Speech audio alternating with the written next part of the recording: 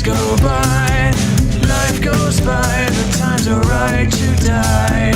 Days go by, years go by, life goes by, the times are right to die. Days go by, years go by, life goes by, the times are right to die.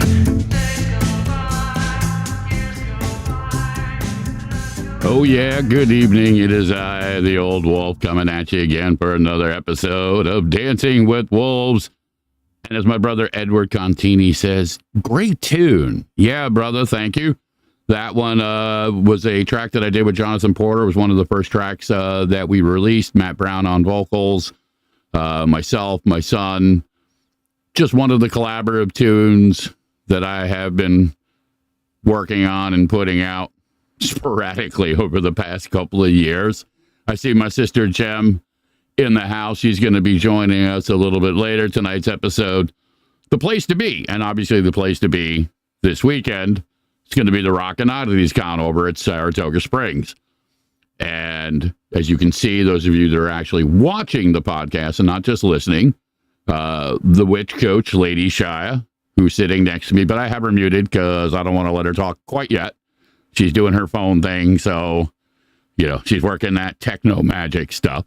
But yeah, she's going to be there this weekend, both days, doing everything from the gallery reading experience, private mediumship, tarot, oracle, Akashic records, Reiki, etc. She's going to be in the Witch's Den, and joining her in the Witch's Den are going to be a couple of other folks. The other two witches of the Three Witch Fate trio, as I'm referring to them now, Lily and Nona's Emporium, a.k.a. Ativia and Diane, they're going to be there. Items created and curated into timeless treasures and handcrafted wonders with style. Now, first and foremost, the views, expressions, thoughts, language, everything expressed here are mine and mine alone. The language is getting ready to come, and I'm setting it up because I know Mama Diane is out there somewhere. So here come the puckety fuck pucks. So why did I do that little thing before in conjunction with Lily and Nona's? Because their shit is fucking off the wall. And I wanted to qualify it before I went into this language. Okay. I actually have a piece that they made for me. It's a wolf pendant. Fucking incredibly powerful, incredibly beautiful. And let me tell you, they are on fire in that basement, quite literally. They're doing all types of resin molds, and they're taking these aspects, and a lot of them are items, you know what I mean, that for whatever reason they no longer have a home, they've been forgotten, they've been lost, and they're taking them and recreating them into these magical pieces. There's no other way to put it. So yes, they will also be at the Rockin' Oddities Con this weekend, October 28th and 29th. The three of them will be in the corner there as soon as you go into the Witch's Den. Now, again, I want to shout out my other sisters, and I don't always get to promote everybody, but, AKA my sister Ashley Heart's Creations, Dream Catchers with Intentions, another really gifted artist, witch, creator, all-around groovy trick. You can check her out, facebook.com/hearts, HARTS, creations. And I see my brother, Papa John Phoenix, J Phoenix, a.k.a. John Porter, as again, we opened up the show with that track. Good to see you, brother. He and I have another track that's actually Shai's going to be doing the video for, more of a meditation type ritual thing that Jonathan wrote, and some other stuff coming down the pike as well, too. So busy. I also want to shout out some of my other sisters out there who are doing the creations. My sister Suzanne with Mystical Moons. She does a lot of really cool stuff as well. Crystals, metaphysical stuff, decoration, supplies. You can check her out, facebook.com/mysticalmoonslive or mysticalmoons.com. Really, again, beautiful stuff. And for my sisters down Texas way, you got Moonbeams, Bobby and Sherry. They're doing the storefront thing as well as a little bit of, online stuff with Facebook and Instagram. Moonbeams. And as always, if you mention the witch, they'll take care of you. And finally, my brother, Tony Rodriguez, Under My Skin Tattoo.com down there in Atlantic Highlands. The PapoStickerCompany.com, where he creates all that groovy, really cool shit. And he's also a musician and really the core of Broken Past. And you can check them out at brokenpastnewjersey.com. And listen, when I talk about Tony, Tony is not only a great friend, I call him my brother. He and I have done stuff musically together. We've done stuff through the Under My Skin for Life Foundation for several years now. But he really is a gifted tattoo artist. And, no joke. He tattooed my mother. Okay. I don't know what better fucking testament there is than to say, hey, listen, this guy tattooed my mother and my mother approves and she's out there. So much love to you, Mom, as well.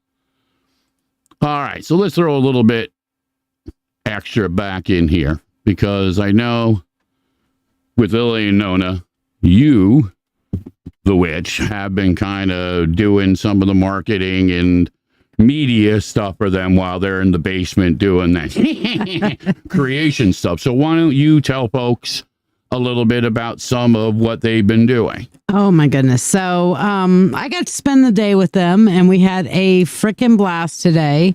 We absolutely. We're on the podcast. You can say fucking.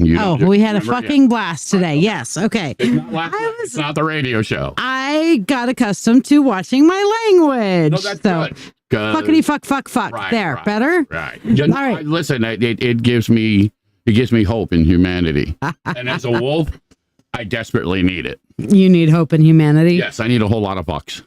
Fuckity fuck, fucking amazing shit. Right, so get back to the Lily and So yes, they have been doing these resin pours, by the way. I just have to point this out because there's basically this beautiful mold of this goddess who's kind of reclining and they're turning them into like chakra kind of things. So they've been doing resin pours of this, and the ones that came out today were fucking amazing. It's actually just like the girls were like, oh, look at. And I'm like, oh my God. Yeah, I want one. So it's beautiful stuff. Yes. And let me tell you, Mama Diane, she's naturally driven. You know what I mean? She has all this love and energy and stuff, and she has become, to many ways, the matriarch of our expanding circle and stuff. But Sister Ativia has fucking been on fire. She has. She's been like setting fires in the basement. Well, that's part of her creative process. Now, I blame Danny, I think, to some degrees, because I know Danny's been spending a lot of time, and she's probably putting that energy into them too. But the fire thing is all OT. She saw that one online. That's Lily. And she's like, I am going to do this. And so as I was leaving, she was literally about ready to start another fire. Yeah. And listen, the Witches Circle is just growing. Speaking of which, I see my sister Jessica just jumped in. Woohoo, Jessica. Flying in from Wisconsin is going to be joining us up there. So she's going to be dancing around with all this type of stuff. Jess has been a long-time supporter, a good friend within our circle. One of the many sister witches, I think, is probably the best way. Oh, yeah. She's going to fit right in with this tribe. Because, I don't want to give her too much attention. I don't want her to think like I'm hitting on her or any of that, Well, I can hit on her. Well, you see that? See, now I was already getting ready to fucking, Emotional damage. Really? Emotional damage. No, you can do the taste the motherfucking rainbow button. Yeah, I suppose I can. Actually, that's right. I can get away with that shit. Yes, you can. Yeah, we're gonna have a fucking blast. This weekend is gonna be off the fucking hook. Mm-hmm. Absolutely off the fucking hook. It absolutely will. The things that they've come up with are just absolutely. Lily and Nona have made some amazing things. We've been crafting witches' bells together too that I'll be selling, and they've got all kinds of amazing jewelry and items. And it's like every time you turn around, they're like, "Oh, here's another idea. Oh, here's another idea. Oh, here's another idea," and so much beautiful stuff.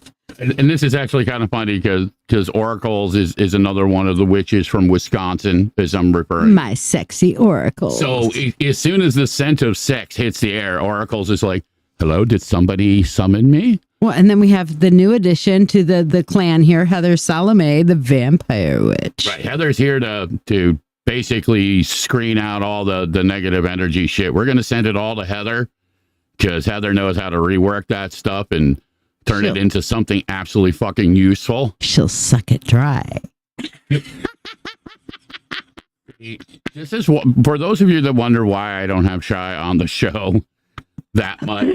Because I'll play a little bit and I try and dance around and Ed can testify. My brother Ed's out there probably laughing his fucking ass off because me, Ed, and Brian, all to certain degrees, we're fucking hostages to the women in our lives. We love them dearly, don't get me wrong, but they're all off the fucking hook. They all have this crazy fucking energy, and we seem to be, and don't get me wrong, I'm not complaining. I'm really glad that these things, but as a wolf, there's a lot of fucking magic flying around, and, Well, we let the men keep their balls, so it's good. There are many things I could fucking say. But I won't. Actually, I was this time. I was having a great conversation with Ed earlier, as long as we're talking about Lily and Nonas. And he was talking about how throughout, and Brian actually kind of popped into this one as well at the end of the conversation, but how Diane has spent, and that's Nona of Lily and Nonas, has spent so much of her life taking care of everybody else that she's really never had that chance to express herself creatively like Why do you think I want to get her on the show? I want to get her on the show and just let her. We're going to do it. She has great comedy. She's not afraid to speak her mind within the language. Mm-hmm. But for whatever reason, she don't want to put it out on the air. She has said that if I go over there with recording equipment, she will call in and dial in with you. So I've talked to her about that, and she says she'll do it if I go over there and sit in front of her. I want the world to hear her go off on a fucking rant. Oh, she does great rants. Oh, but she does. Basically, she spends so much of her time and her life caring for other people. She's a consummate caregiver, and now she's finally really getting able to express herself with her art, artistically, with creatively and things like that. And we were talking about that, and then Brian walks up, he goes, "Yeah, Otivia's been the same way. She's had all of this creativity locked inside of her, and now it's so great to get to see it coming out." Listen, I've been digging it, I've been loving it, I've been saying it from the beginning. I thought it was a great idea, which is why I've been throwing my support behind it. It's why I've been throwing my support behind a lot of things like Ayla Huff, who just joined the chat. Great to see you, sister. Yet another beautiful woman. I was going to play your new song, God damn it, and fucking didn't get an email. Yeah, Ayla. Yeah, Ayla. Yeah, Ayla. Where's my motherfucking music? Get the motherfucking music over to the motherfucking wolf, Ayla. That's all right. I'm just going to promo it again next time. No, she's got, listen, her EP's coming out July 1st. I believe she has posted and stuff. Incredibly gifted singer-songwriter. She has performed such an enchanting voice. October 7th. She sent it a week ago. I can't, you know what? Are you sure are you sending it to Brian Judah? Because if you're sending it to Brian Judah, it's lost in the fucking Contini context now. Yeah, Brian will take it and keep it and sit on it and hoard it. Love you, Brian. Brian's got too many other fucking things. Brian's like, no, I've got too many irons in the fire. He's just like, yeah. You send it to Old Wolf. All right. For whatever reason, I didn't get it. So I guess I got to go back and double check. No, it was the one that you said Riot's Rule. That's what it is. That's all right. So I fucked up. I will own it. As soon as you said that, it made the connection, and my brain was like, all right, you are really a stupid fucking wolf because it came under the Riot's Rule. And you had told me that. Ed, you're rubbing off on me, damn it. Yeah. Can I talk about Ayla for a second? No, because I got to talk about Ed and Tony went fucking smashing shit today. He took them to one smash place. They went, and according to what I heard, every time Tony broke something, he just grinned from ear to ear. Beautiful. Listen, sometimes you just gotta have those moments, you know what I mean? And I'm really glad. Ed's been spending a lot of time with Tony, and I think it's a beautiful thing. They smashed keyboards. A lot of people talk the talk, but very few people will actually get in there and get engaged to make a difference.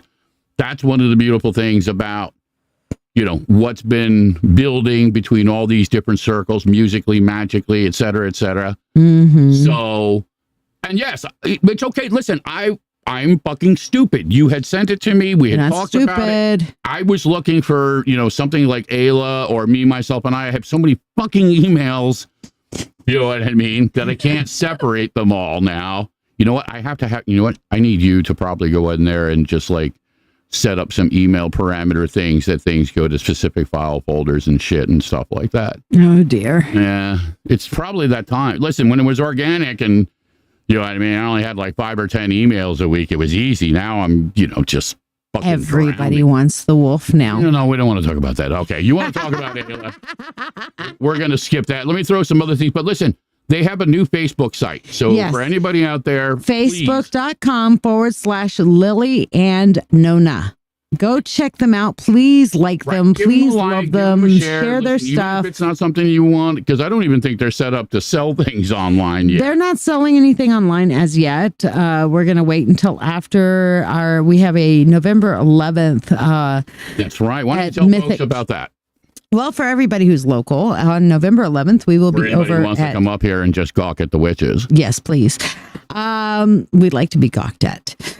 Gawk, gawk. Bagok. But on November 11th, we will be at Mythic Treasures at their Jefferson location, which is in the Tops Plaza off of Jefferson Road.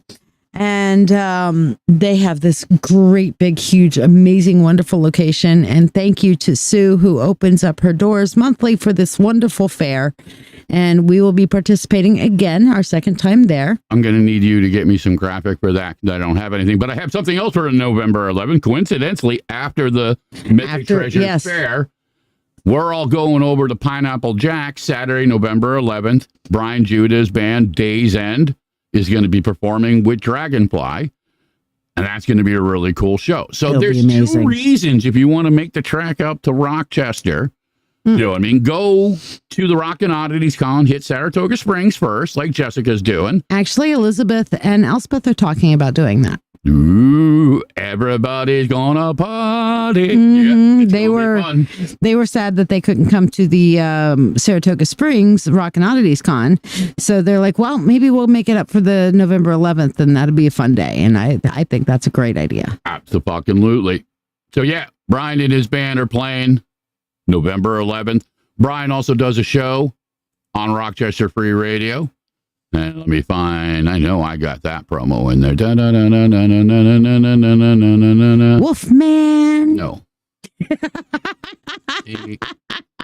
Well, while you're doing that, I'll just keep talking about the Mythic Treasures thing. So we're going to be setting up. I didn't finish talking about that. Go ahead. Now just do your thing. Okay, so we're going to be setting up on November 11th from 1 to 7.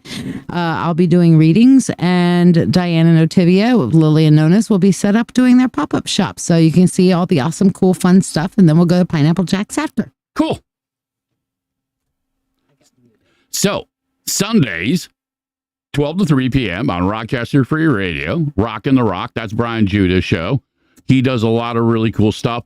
A lot of it's local, but he does things that tie in, that correlate within the music scene, on top of being a fucking really good musician as well, too. He's got a Halloween spectacular coming up, and he sent me the thing, and I'm just going to pull that up. It's going to be, I think, the 7-year anniversary. Let me just pull up these details. Mr. Brian Judah. Here we go. 7th annual Halloween Rock the Rocktacular. He's going to have the Shop Cats on, bunch of surprises. Going to be playing some Halloween-themed music from some of the local artists. Okay. I mentioned this guy earlier. Okay. He's got a show Thursdays, 3 to 5 p.m. that's absolutely off the fucking hook. Over the Edge, Ed Contini, the Contini Context. Okay, and these are all shows that you can listen for free on rochesterfreeradio.com, or if you're in the area, 106.3 FM. I also have a show that I do. Okay, the Music and Magic Show, Monday nights, 9 p.m. to midnight. This Monday, I'm going to be doing a Halloween special, but we'll talk a little bit about that later. So a lot of really cool stuff. Now, you know, again, and we're going to talk about some of them. We're going to talk about Heather Salome, who's out in the audience tonight, the Vampire Witch. She's going to be up at the Rockin' Oddities Con this weekend, both days. She has a special gallery thing that she's doing. And she'll also be out there, you know, doing readings and, you know, her vampire type of stuff. Jem told us last night there's a guy out there, they're making coffins. Is there a coincidence? I don't know. We'll talk about that with Jem in a little bit. But let me pull out this other one. And it's one of the things, again, I didn't know about originally, but I found out my brother, Doug McDonald of DMAC and the Art for Sickos Rolling Art Store, he's going to be out here. He's a Rochester guy. And he's going to have the van out there. He's going to be selling his T-shirts. Really great musician, really cool guy, great artist. There's just so much stuff. I mean, Jem literally, I think, for like almost 40 minutes was going through all the different vendors and artists and performers. And yeah, Shai has given me that look like she wants to be unmuted now, but because she, you know, couldn't follow the production sides and stuff like that, she's in timeout. So she doesn't get a voice.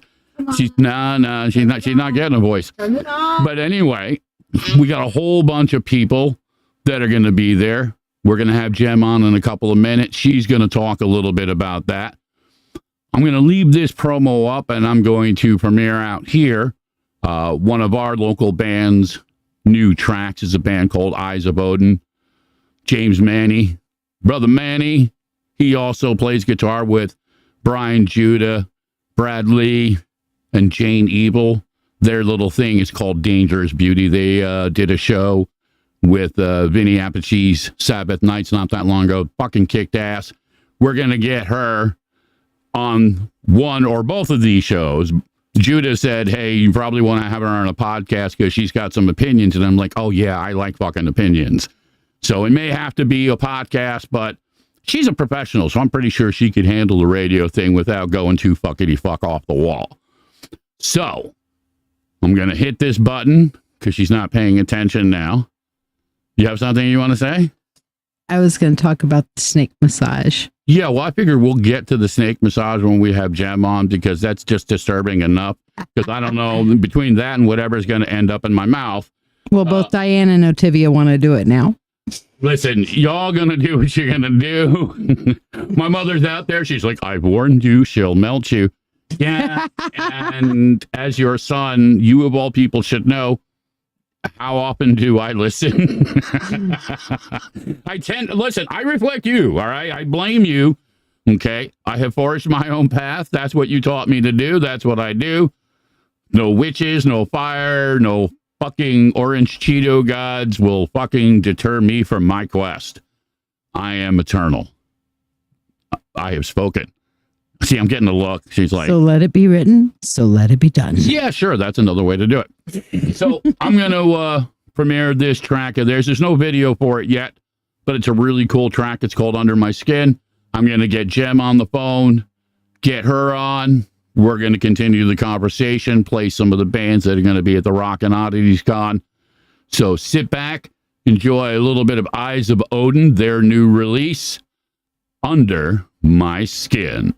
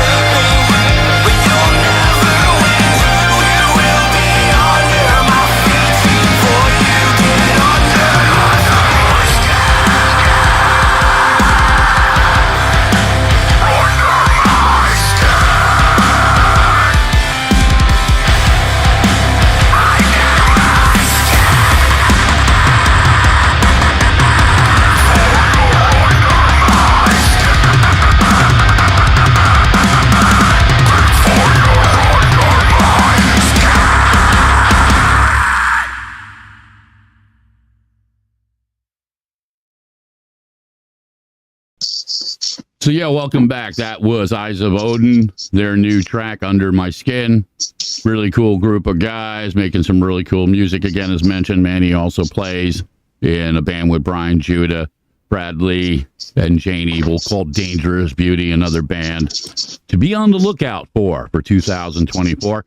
I got Jem on the line with us. We were talking a little bit. We're going to play some of the specific bands again that will be featured at the Rockin' Oddities Con. I've got some Annika, I got some Brick by Brick, and Jem, you also threw a late kind of, it was like the fourth quarter, 7 seconds to go, down by 2. You know what I mean? You scrambled it out and sent me this video. And again, usually, again, when I get videos, I'm like, all right, it'll be a couple 100 megs and stuff. Fuck no. This thing was almost fucking 2 gigs. Like, I give these guys credit, man, because whoever did the video was obviously not fucking around. They went for the absolute highest quality that they could fucking do. And I just saw that file and my mind just went, oh man, I gotta download this. Then I gotta convert it so I can actually get it to stream correctly without fucking up the quality. So my apologies to these guys. I actually have not been able to listen or see the track yet, so it's gonna be a first for me. But Jem, you say that this is a really cool thing. There's actually a little bit of a special dynamic. The band I'm talking about, by the way, and correct me if I'm wrong, if I'm pronouncing this incorrectly, Alter Ov Next. Yep, it's Ove. Alter Ov Next. Yeah. All right, so why don't you tell everyone, we're not going to go to the track yet, but tell us how this kind of played out. Well, they're playing Rockin' Oddities Con on Sunday. They're... What time are they at? They opened. They're the first band on at 11:15. Oh, so you mean I get to start Sunday morning off with this? You. Oh, that's fucking cool. I know. Now, listen, sometimes it's the best way to start the day. And from the little bit, again, in just downloading it, it looks like these guys are just complete fucking energy. Oh, it's fucking sick. It's a really badass video. It's awesome. So they're the band is a deathcore band. They're out of Springfield, Massachusetts. Very cool. Yeah, they released their video. They asked if Rockin' Oddities would exclusively release their video, and I was very honored to do so. So that's why I wanted to share it with you. Yeah, so you could play it on the podcast. Did the last minute kind of, download so that way didn't lose any quality. Looks like Alex in the audience, and he said it is pronounced of. So it's Alter of Next. Yep. Very cool. Very cool. Neat name. I really, that definitely struck out, as a little bit, different, obviously. So we'll be playing them when we cut to the next music break. So I've had D-Max promo up there. Let me throw the other one. We got that other rock new, and that one's, we'll go to this one. This is the one that you said you use some of the photo shoot stuff to create. It's got Harley in there with one of her sicko fucking, it looks awesome. Cosplay looks. Mm-hmm. Yeah, so that photo shoot, one of our sponsors, Blackbird Tattoo, they're based out of Rensselaer. They're going to be at the con as well. They're bringing about 6 artists with them. They actually gave up their shop for the day so we could have a photo shoot there. Oh, that's right. So, yeah, and some of those images are also in a hearse, which is Alloy Rain's basis. It's his hearse. And that will also be at the con. And there'll be photo ops, and it's also their merch table. Dude, that's awesome. Cool concept. Yeah, I mean, there's a lot of great bands, and I'm just going to read it for anybody who's at home, who's listening to the audio version only of the podcast. This is the list of the bands. I'm not going to do the dates and times. I don't have that in front of me, but this again is Saturday and Sunday, October 28th, 29th. You got Suicide Puppets, Alloy Rain, Annika, The Hard Luck Souls, Psychomantium, The Tradition, Brick by Brick, Black Belt Jones, Old North End, Alter of Next, and Lock 9. So you got 2 days with just a really cool range of rock. Some of it is definitely that harder kind of, you know what I mean? It's in your face, but that's the kind of energy that you want with a bunch of witches and fucking snake massaging and gets the blood pumping. Heather Salome vampire going to be flying around, and it's just like that's a really great combination. Absolutely. There's a little bit of everything thrown in there. And then some. Yep. Alligator jerky. And somebody whose phrase is put it in your mouth. Oh, God. Oh, so, well, yes. Just put it in your mouth. Your taste buds will thank you. Who was that again? Was that the jerky? That's Nibble Nosh. Nibble Nosh, right. Okay. Nibble Nosh. Yeah. And they're based out of Scotia. And they have brownies and cookies and yeah, we already know that there's coffee and lemonade and beer. Yes, and beer. And beer. And brownies and cookies that you will put in your mouth and your taste buds will thank you. Oh, my. Yes. Emotional damage. I think it should be the taste the motherfucking rainbow one. I'm not really sure because I don't know if I want a fucking rainbow in my mouth, and I'm not going to dance around all the different narratives. Everybody can have their own fucking perspective. As my sister Heather says, it's going to be a bloody good time. A bloody good time. Yes. Yeah. Or as the Beatles would say, and now for something completely different. No, that would have been Monty Python. But Monty Python, you're right. We'll give you a pass on that since obviously you're from Texas and, you know. I just remember hearing it in a British accent. So it's in a British accent. For something completely different. I really pushed the limits. Like when I opened up the show last night, my brother, Ed Contini, he and I have been kind of playing this game, and we've been fucking with Brian Judah, who's pretty much our station programming manager, about how far can we push the limits, you know what I mean, on an FM show. So I did Oasis fucking in the bushes, but I did a radio edit thing, ducking in the bushes. But I was saying it fast, so it was like ducking in the bushes, you know what I mean? So I was just pushing it, because it's just these subtleties of words that have been driving me absolutely batshit. I've been doing the podcast now for a couple of years. The radio show I've only been doing since, March. And granted, FM radio has been around for a while, but it's like it hasn't changed since the 20s or 30s, which is just, it really sucks for bands if you have any type of off languaging and stuff. Like, I really want to play certain things, but I can't. But you're not afraid of that. You're bringing in bands, you know what I mean? Especially, you know what I mean? I'll use like Brick by Brick as an analogy. Some of their stuff it's great and it's off the hook. But the FCC would shit themselves if I ever tried to put that on the air. And you have murder puppets in one of them. Well, we can get that. We're going to do the murder puppets. We're going to back that with the new track from Altar of Necks. And we're going to do a track from Annika as well, too. Pete Palace I've known, and, he's been in the scene for years and stuff, but I'm really looking forward to seeing these other bands. We were talking also about Heather since she's floating around out here. You've known her for a while, and I think you mentioned last night in a radio show that she was actually part of, I guess, some of your Mind Body expos before kind of crossing it over. Why don't you tell everybody a little bit about that history? Hey, Heather. So I met Heather, it was actually during the pandemic, and my expos got canceled because we couldn't have like large, big events. And so I did these pop-up markets in the ground level parking garage of the city center. And which that was a whole different experience in itself. yeah, I would imagine absolutely was a different kind of experience. Well, the city center built this parking garage, and the director took me on a tour of it, and I'm walking through it, and I'm like, and I'm a event organizer, and during the pandemic, I couldn't organize anything, so I was like looking for a way to get around it. And we were doing the same thing as musicians. There were no shows to play, so we were just like, we got to figure something the fuck out.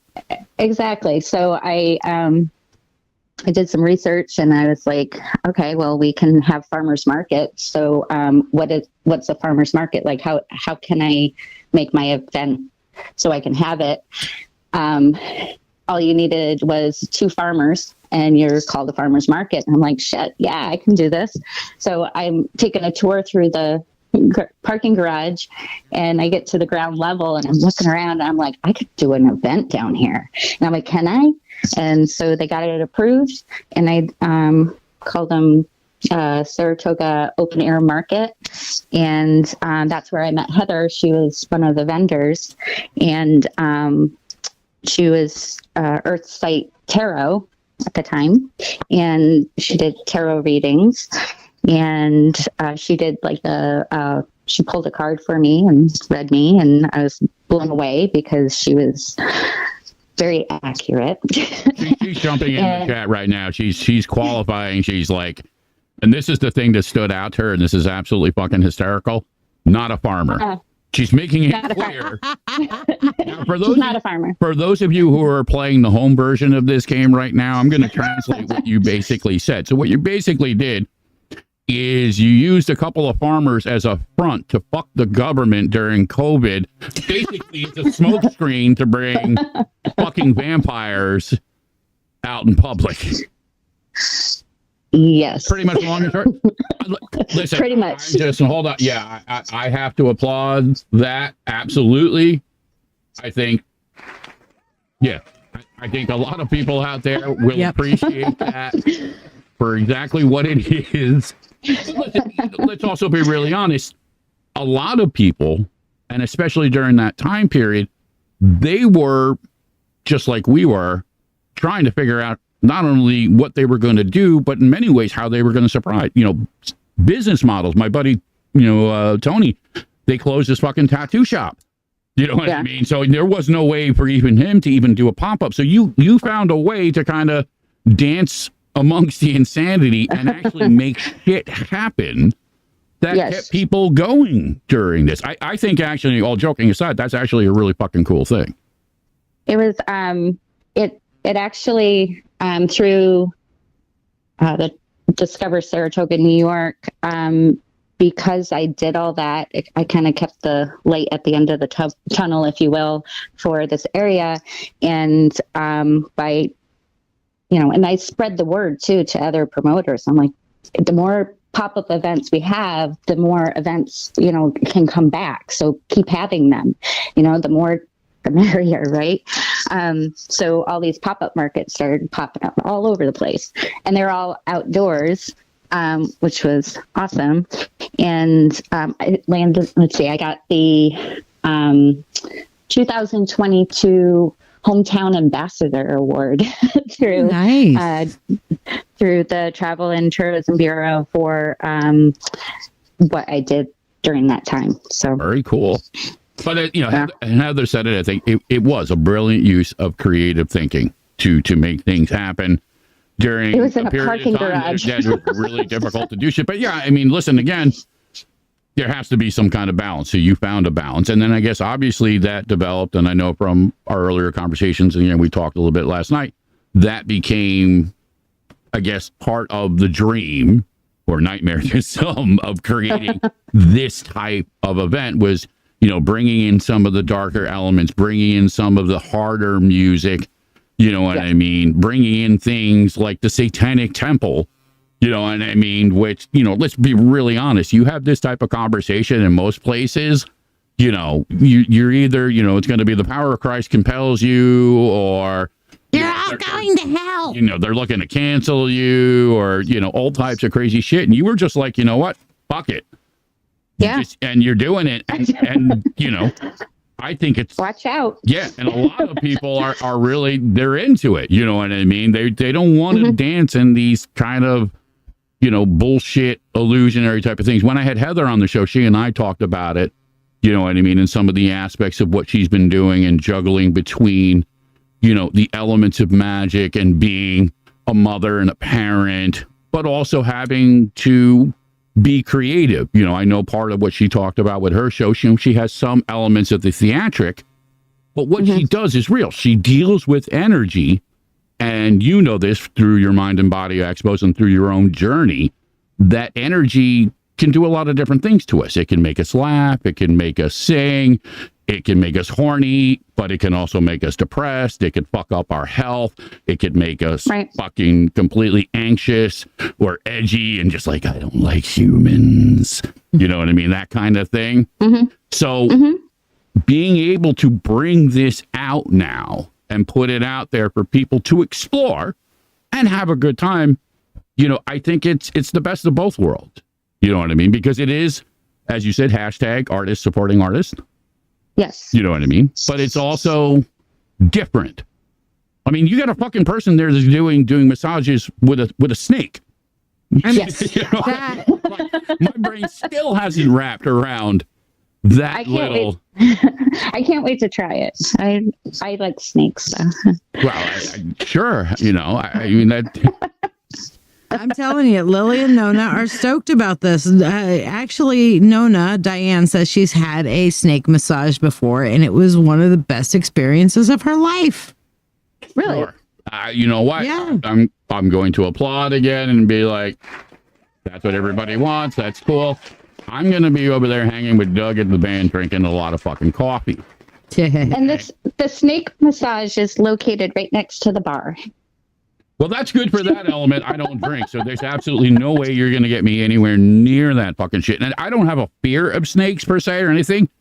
My dynamic usually is one of two things. Snakes in the wild within a certain dynamic of things. They hunt, you know, vermin and shit. I can let it ride until it crosses the line of like a giant fucking, you know, python that eats small children, or, you know, something obviously that's like a rattler or something. I try and let nature do its thing, but you know what I mean? It's kind of like the old Madagascar type of thing. I like nature just from a fucking distance. You know what I mean? But keep it over there.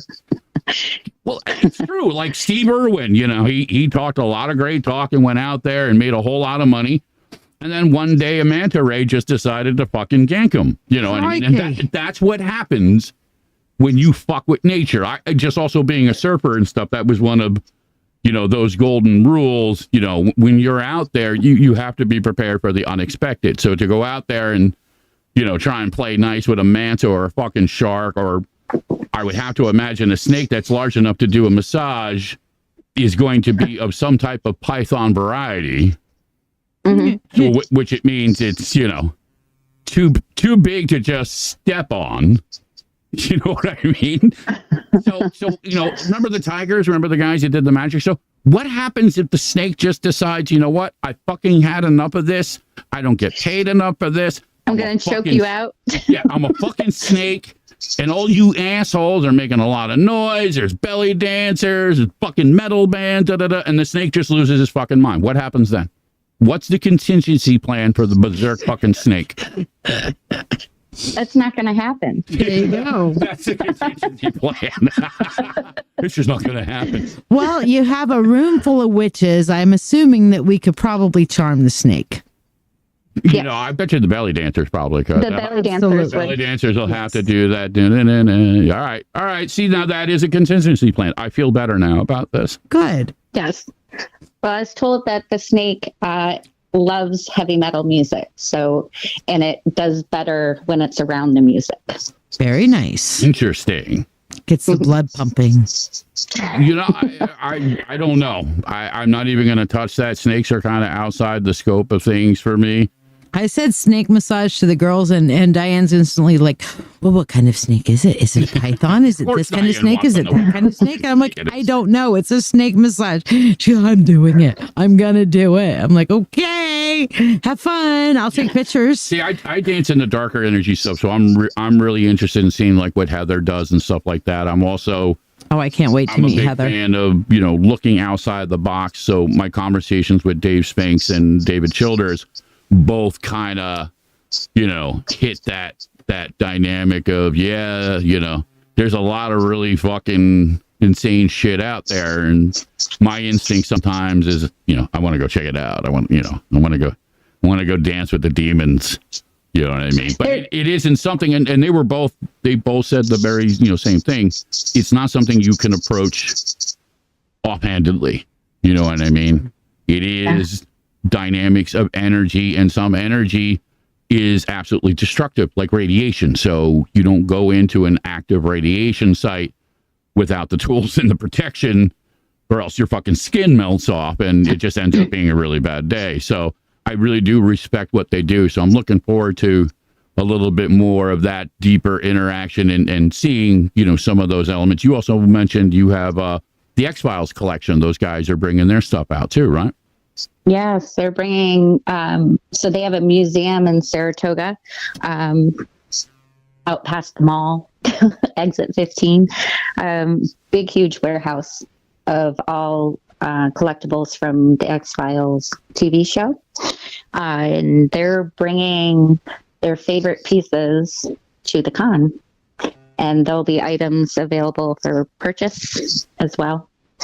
And photo ops. You got, I think, somewhere close between like probably 50 and 60 different vendors, right? Does that sound about right? We have 62. 62. I was close. Wow. Yes. And 11 bands. That's a good number. Manifestation. That's funny because 11 is kind of like my bane. So. And Saturday is the full blood moon. See, we're gonna open up a fucking portal. Some shit's gonna go down. I'm gonna have material for the next 3 months of podcast though too. I know, just having all these conversations. There's a bunch of people that really wanted to get on that we just weren't able to. Just the simple narrative of time and everybody's schedules and stuff. So there's gonna be a lot of really cool stuff. So. No spoilers. Well, Heather wants to open a fucking portal. And she will. I know. I didn't want to say it out loud. I was like, if anybody can, she probably could. But but listen, if we're gonna and I'm gonna go here since she's out there and she decided she wanted to dance with the wolves, and she's been on the show. She already knows, so she's got no excuse. What if this is all just a setup? What if she's just the front? And you've seen like how Buffy the Vampire Slayer and some of these other, types of things that play out. You get everybody together in a place. You got the music and shit. You got the belly dancers. You got this one innocent looking, hi, I'm Heather. I'm a friendly vampire. And then all fucking hell breaks loose. So Forsaken come crashing through the fucking rafters and it's on. Now, me personally as a wolf, I'm going to dip into the shadows. I'm going to try and save some of you, but I'm just curious. Are you ready to cross over? Are you going to accept the dark gift? Jem? Why the fuck not? Like, what do I got to fucking lose right now? So yeah, you heard it here first. The dark gift may or may not be happening. The Savage Garden is always in play, and if you know what I'm talking about, then you don't need me to say anymore. There's no Hellmouth this weekend, I promise. Well, we'll have to wait and see. As long as nobody hands her a puzzle box, I think we're going to be okay. Heather would fuck that puzzle box out. She would fuck that puzzle box up. Nah, she'd be like, hey, you over here. I need you to... But listen, all joking aside, there's going to be a lot of really great energy, a lot of really cool bands, a lot of really cool people and stuff. Too much to really... get into per se. You're going to have to come out. You're going to have to come out October 28th, 29th, Saratoga Springs. You can go online to rockodditiescon.com. You can find it online, social media, all over the place. Let us pop this track. Altar of Next. This is a new release from the Defs, exclusively again, Jem, that you said. You and the Rockin' Oddities Con. So let's give everybody a little taste of that, and then I'm going to follow it up with Brick by Brick, The Hunted. Definitely stick around. I think these two should go well together. The Hunted is the most insane metal Muppet fucking mayhem I've ever fucking seen. I think this deserves a fucking Academy Award just for its creativity. That's just me. You know what I mean? I thought it was a great concept, incredibly well done. So sit back, enjoy a new release, Altar of Necks from the Deafs, and then Brick by Brick, The Hunted. And then we'll be back.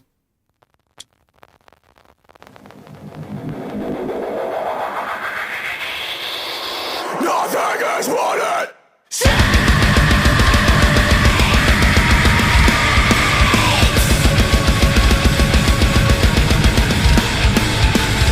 The depths, yours always mine. No wasting anyone's time. From the depths, your soul is mine. No waste of life.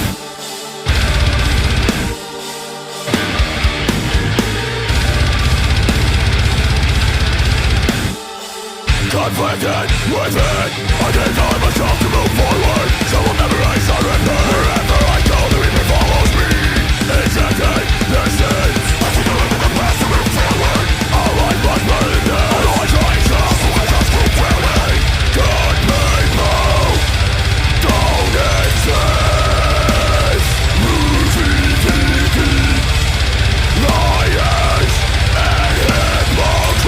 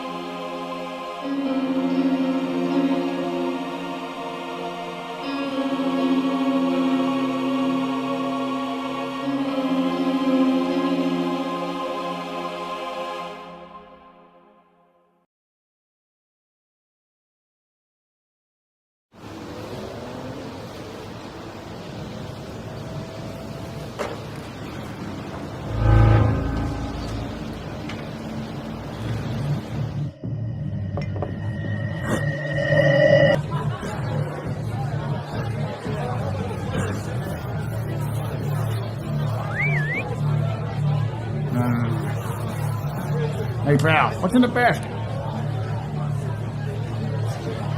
The hunter. All right, weirdo. You're out of here.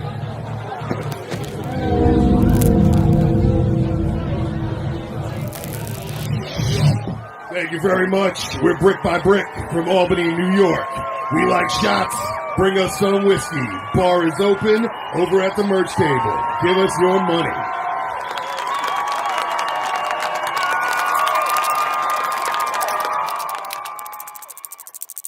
All right, guys, let's go. Let's pack this shit up. Not me. I'll meet you out there. I gotta pinch one off. Yeah, me too. No, come on. Pack up. Let's go.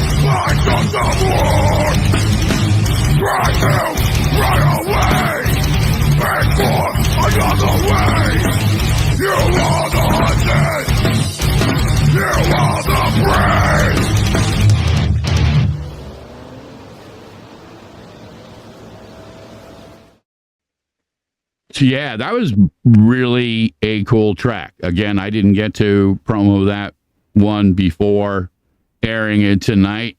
Some nice visuals in there. Whoever of you guys, and I think Alex Kibbe, if I'm pronouncing that right. Yeah, From the Depths was very cool. Nicely done track. Very fucking powerful. That was some pretty insane drumming I heard there too. So your drummer's definitely got his shit going on, man. And those are the little things. You know, like as a guitar player, you know, and I've done metal. I don't do the type of metal that they do. I've done metal that was more reflective of the time period in the 80s, that was more early Iron Maiden, that had a little bit more of the punk aspect, you know what I mean? But I respect it, you know what I mean? I have followed all types of different bands from different genres within the rock scene, as you have, Jem, and as Shia has, you know what I mean? But little nuances with drumming. Guitar players live and die by their fucking drummers. So if you got a drummer who can't fucking count, you're fucked. I don't care how good of a guitar player you are, you're fucked.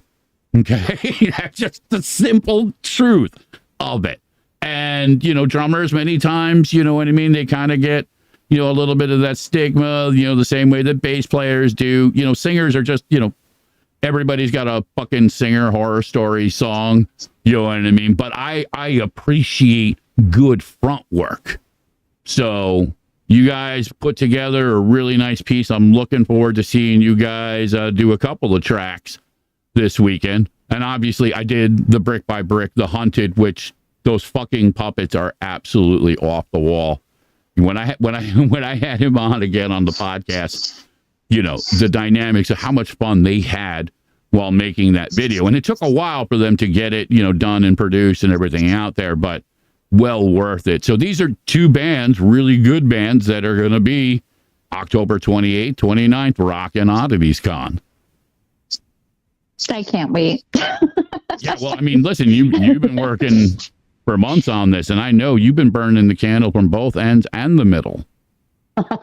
Yeah, this is, I started this planning process this time last year. So it's been a year in the works.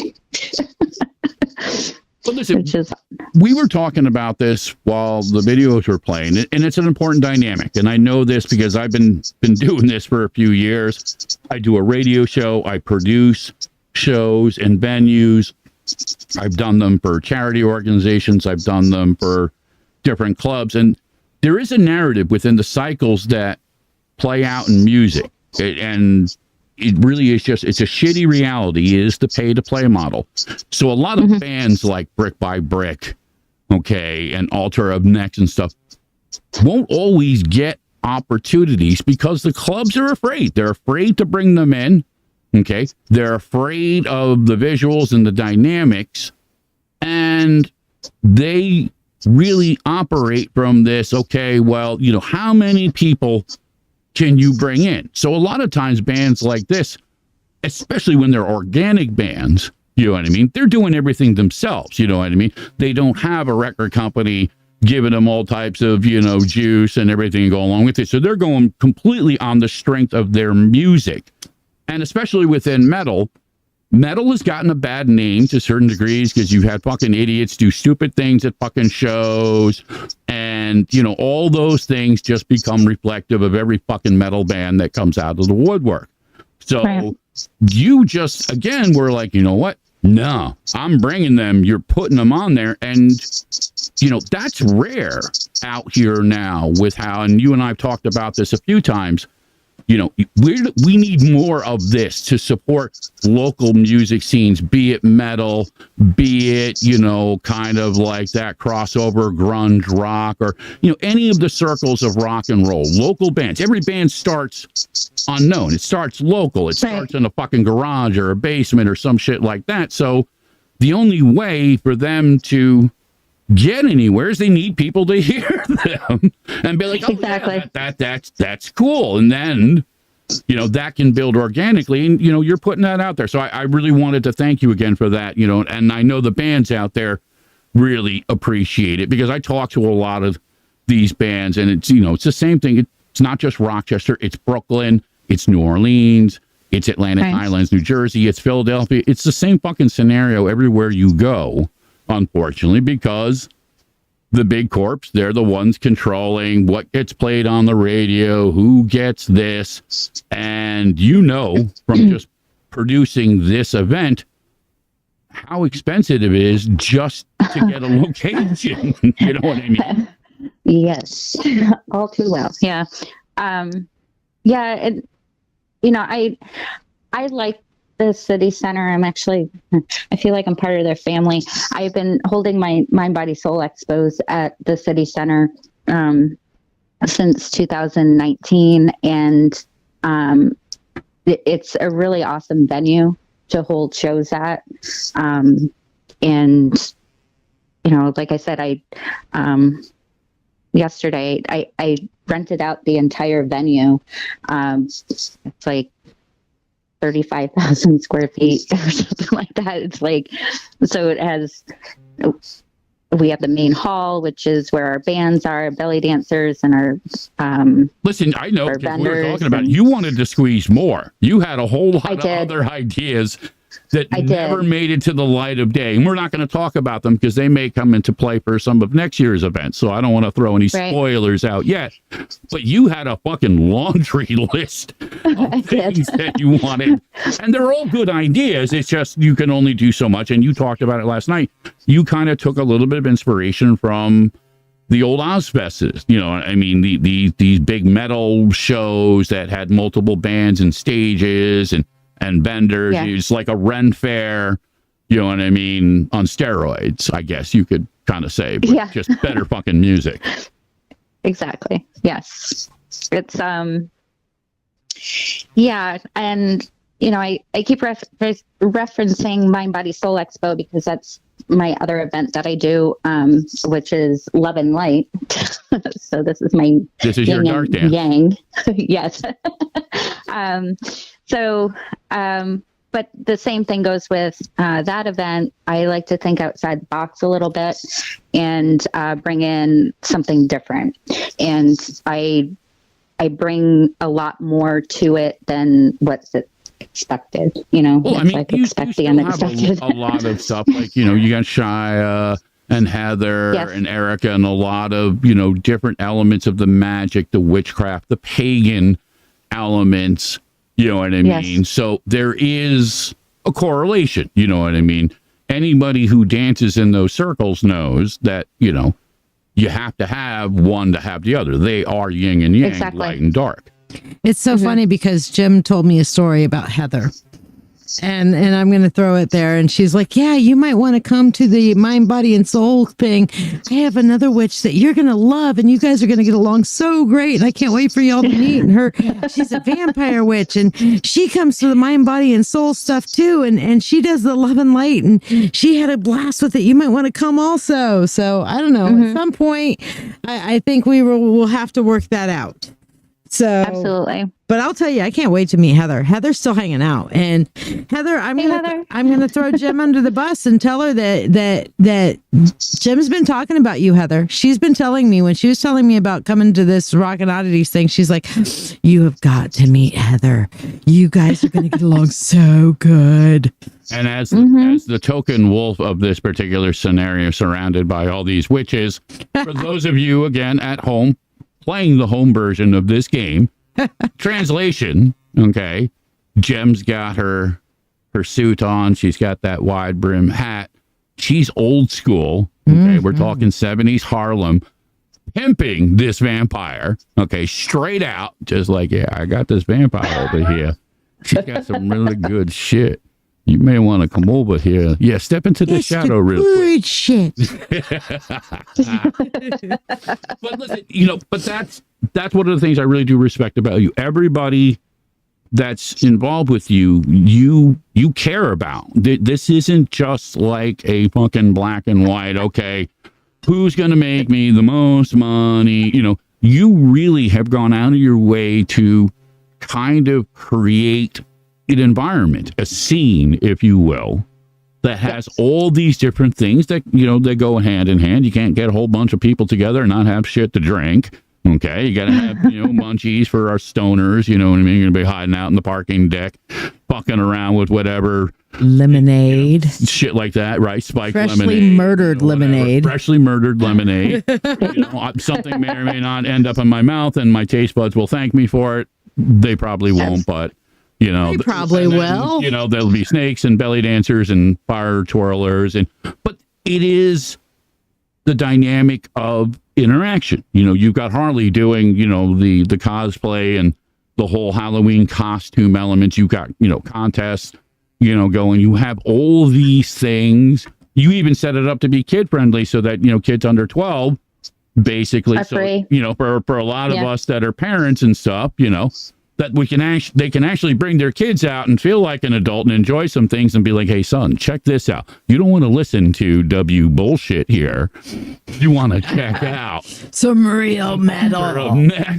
Yeah. Let's raise these kids right. Let's give them the dynamic. But again, all joking aside, you did it to create an atmosphere knowing very well, especially with what you had to put out just to set the stage, that you could be taking a bath on the whole thing. Now, thankfully, it's not going to end up that way. Yeah. But you went into it with that complete 100% commitment that, you know what, you were like, even if this means I pay for it myself, this is fucking happening. And you did. You committed to it. Great. I did. It was, I like challenges. I like to challenge myself and prove that I can do something. So, there in no way, shape, or form was this event not happening. It's like, you believe in it. This is stuff that you wanted to do. You know, you enjoyed when you went and you experienced that environment, and you wanted to recreate it. And listen, that's why most of us as musicians do what we want to do. We want to share that with people. Very few people make music and then just like, well, nobody can listen to it. It's just for me. You know what I mean? Pretty much every fucking musician is like, hey, I want people to listen to it. You know, maybe we get paid, maybe we don't, but in the same element, you want to bring these things to people so they can experience, so they can meet Heather, so they could meet the band, so they could meet David Spanks or any numbers, Lillian known as Emporium Shy, all these diverse people, but they're all kind of subtly connected though, too. Yeah, absolutely. They're, you know, it's, I'm a music fan, and there's like there's a song for every situation, right? Mm-hmm. So good or bad, there's a song that's linked to it, right? Music is life. Music is for your soul, right? I don't know. I think listen, you're dead on. It reflects our experiences. It reflects our dreams, our nightmares, our passions, our indifference. It will reflect social elements, that will reflect political elements. So, you know, there are so many different colors, if you will, within this spectrum. It's not a simple black and white type of thing. And Heather threw a little thing out in the chat. She goes, Jem kicked my butt to keep going. So my existence in this business is a good chunk thanks to her. So it's 100% true. She truly cares. So there is a testimonial right there.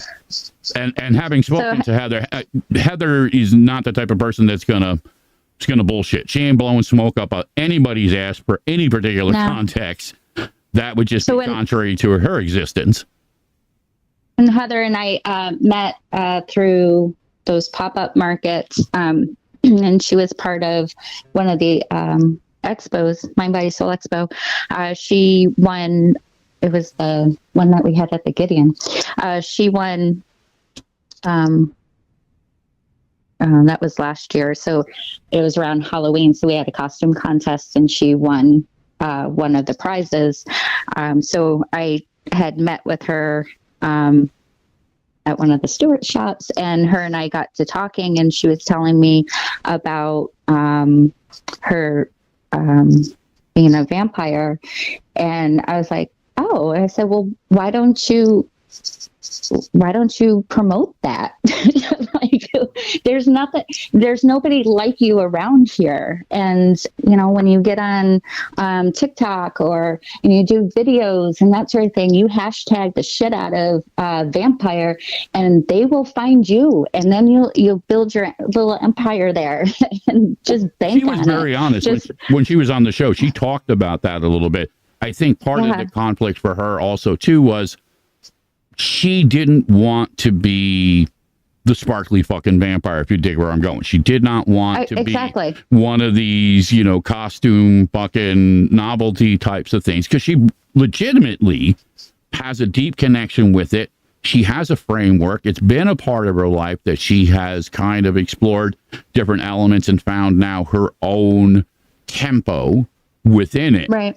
But she's also been very, very, you know, blunt and direct about, you know, there are certain elements within it, especially the personal nature of energy and how it affects her, that she didn't want to co-opt it, I think, to certain degrees. And you and I both know that's a difficult balance out in the quote unquote real world, especially if you're trying to monetize it, if you're trying to find a way to be able to put it in a working model. Because we have all the stereotypes and everything, you know, all the bullshit that goes with it. Yeah. It's misinformation, and people assume, and they don't learn. So it's more of bringing her gift to light, and that's what I'm doing with each person that's a part of my events. I'm bringing their gifts to light so that other people can appreciate them and enjoy them and learn from them and benefit from the gifts that they're providing. So whether it's musicians or tarot readers or witches or all that, it's each one has a special gift to give. And so my job is to make sure that they're seen and that other people can enjoy their gifts that they have. Beautifully said, my sister. All right, listen, we're going to cut to another band that's going to be there. Annika, Pete Palace, his brother, and the rest of the guys. Great band, been doing this for a while out of Brooklyn. I can't say enough about these guys. I've liked their music, for a while. I've been playing them. I'm going to continue to support them, but they're going to be there. So they're one of those bands, again, they are better fucking live than they are in the studio. I have to say it because they have a natural energy. And most of the bands that I've seen, and I haven't had a chance to check them out, but most of the bands that I've seen, especially the ones that I've been playing and, now add, Altar of Next into it, they all have honest energy in it. This is not like the cookie cutter, pretend fucking metal bands, you know what I mean, that, kind of do the Alice Cooper thing, they're one particular way and then they go back and, you know what I mean, they're Amish priests or some fucking, insane type of thing, These guys are legitimately, this music is part of them. You know what I mean? They're legit in the aspect of how they put that out there. When I had Pete on the show and he joked about it, him and his guys, they'll go out on a fucking street corner in Brooklyn and just do a fucking free show when it just fucking tickles their fancy. You know what I mean? That's the kind of guys that they are. And I think it's, again, important now more than ever. And you've made a point of this. If we don't do these things to promote these things, we'll lose them. You know what I mean? Pure and simple. Right. They won't survive if we don't create the dynamics of like the open air market or these rock cons or the mind, body, soul expo types of things. These are the old way, you know what I mean, of bringing, artists together, bringing small business people together, and then bringing everybody else around it to enjoy it, like a Sunday afternoon barbecue at Jem's house. That's what we're doing. Like after the show Saturday, we're all going back to your place, right? Yeah, this is how I throw a party. Okay. Come to the city center in Saratoga. There you go. All right, so we're gonna pop some Annika, and then we'll come back and dance around some other stuff.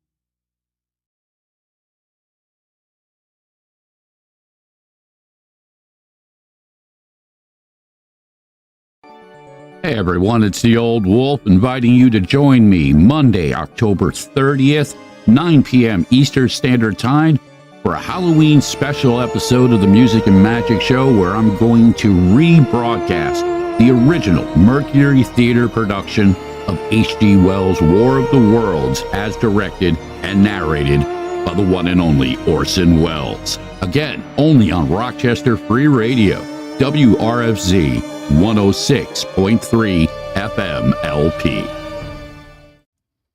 So yeah, it's a little something I'm going to be doing Monday night over on the FM show after the Rockin' Oddities Con. I'm going to talk a little bit about that, squeeze that in there within the Halloween element, and then Tuesday night, really going to have the more detailed, uncensored conversation, because, again, knowing people like Heather and Shy and the other witches and stuff like that, there are going to be stories that I'm not going to be able to fucking talk about on the FM show. That's just how it's going to end up. And I know it's going to have to do with that goddamn snake. I know it. It's going to go bad in some way. Maybe not bad in a horror kind of way, but bad in a kind of comedic Benny Hill kind of way. You know what I mean? You're going to have metal and snakes and witches. It's going to be amazing. Vampires. It's going to be off amazing. The hook. It is, as you say, the place to be. Yes, it is the place to be. So I'm going to put this promotion away for WRFZ. We're going to go back to this one, I think. That was David Spinks. Yeah, here we go. D-Mac. I didn't get him on the show, unfortunately, because I didn't know he was going to be there. But he and I were talking October 7th when we did the show over at House of Guitars and stuff. And he's got some really great fucking artwork and T-shirts and stuff. And, you know, they performed the middle of the day, the Mick and Mac show, which is the kind of the acoustic duo. But Doug's got a deep metal background. You know, he just kind of like a lot of us, you know, he's been through the scene for a while, and every now and then, sometimes you got to go backwards. You know, you got to go back to some of the, you know, the shit that maybe you grew up on, or, you know, just something that changes, you know, the tempo for a few. Because listen, music, and Jim was talking about this, and Chai, you talk about this all the time as well too, is energy. So yes, certain kinds of music carry certain dynamics of energy. Doesn't make them wrong, doesn't make them bad. But in an element, if I'm trying to get upbeat to do something, I'm not going to listen to Pink Floyd's The Fucking Dark Side of the Moon, which is just like this very deep, cerebral, I'm not afraid of dying, you know, kind of, you know. Or one of our favorite things to listen to overnight, which is Echoes by Pink Floyd. Well, a lot of Pink Floyd stuff is very deep. You know, there was an old joke back in the day, and for all you heads out there, you know what I mean? The one kind of, you know, footnote warning is, you know, don't do acid and listen to Pink Floyd. It'll go bad, man. Seriously, I knew guys. Or really good. I knew guys who, and, you know, that I'm not trying to promote doing acid. That's not what I'm saying. I'm just saying, you know, hey, if you were a kid like I was, and, you know, there was, you know, some fucking sunshine blotter that all of a sudden got put in your mouth, and my taste buds thanked me for it, and, you know, all of a sudden people were talking about, all right, what are we going to put on and what are we going to listen to? And somebody's like, hey, Pink Floyd. And then, you know, half the room is like, no, everybody's going to have a bad trip, man. You don't listen to Pink Floyd on acid, man. What the fuck's wrong with you, man? You don't do that, man. Come on, didn't anybody tell it? So that shit really happened. Yeah, get him, man.